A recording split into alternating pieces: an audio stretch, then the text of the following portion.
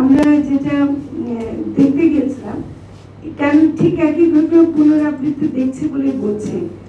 সিএনএর যে আসিয়ার যে শরীরটা আমি দেখছি, তার গলার এখানে কালো কুচকুচে ছিল, কারণ তার গলার কোন একটা শক্ত কিছু দিয়ে তার শ্বাসরোধ করার চেষ্টা করা হয়েছিল।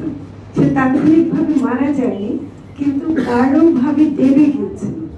এবং যে ডাক্তার আমাকে দেখাচ্ছিলেন, তিনি এই কথা বলতে গিয়ে নিজের অশ্রু উনি ধরে রাখতে পারছিলেন না, কারণ এত কষ্ট। এবং অন্য বর্ণনা তুলে দিতেই পারছিলেন না যে ছোট্ট মেয়েটা কি হয়েছে। এবং আসিয়ার মা আমাকে পরে বলছে, আসিয়া মারা যাওয়ার পরে যেদিন আমরা মাগুরা নিয়ে গেলাম, সেদিন বললো যে আপা, আমি কিন্তু প্রতিদিন বসে বসে দোয়া করছি মেয়েটা যেন মরে যায়, যেন ভালো বেঁচে না উঠে। কারণ আসলে কিন্তু এই মেয়ে যদি বেঁচে উঠত, ওর জীবন কিন্তু কোনো মতেই স্বাভাবিক হতো না।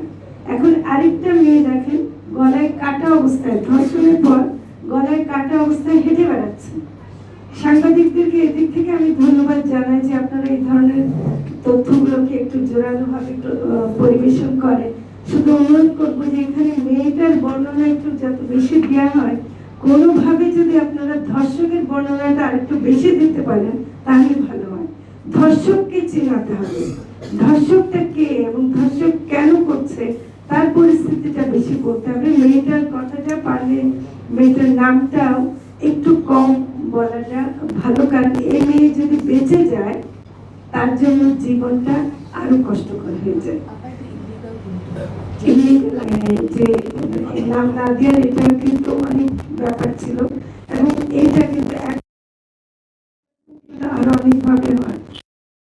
পরিবারের স্বামী দ্বারা স্ত্রী নির্যাতন প্রায় ক্ষেত্রে হয় এটা।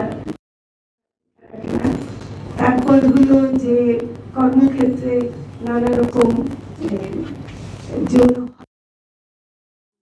এবং আজকে বলবো যে তোমরা ঘরে ফিরে যাও, এগুলো উনি নিজেও বললেন যে আমরা কোথাও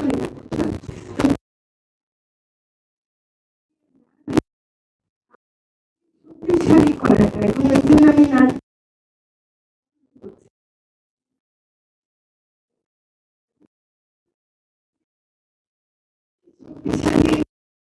আরো বেশি পড়াশোনায়, কর্মক্ষেত্রে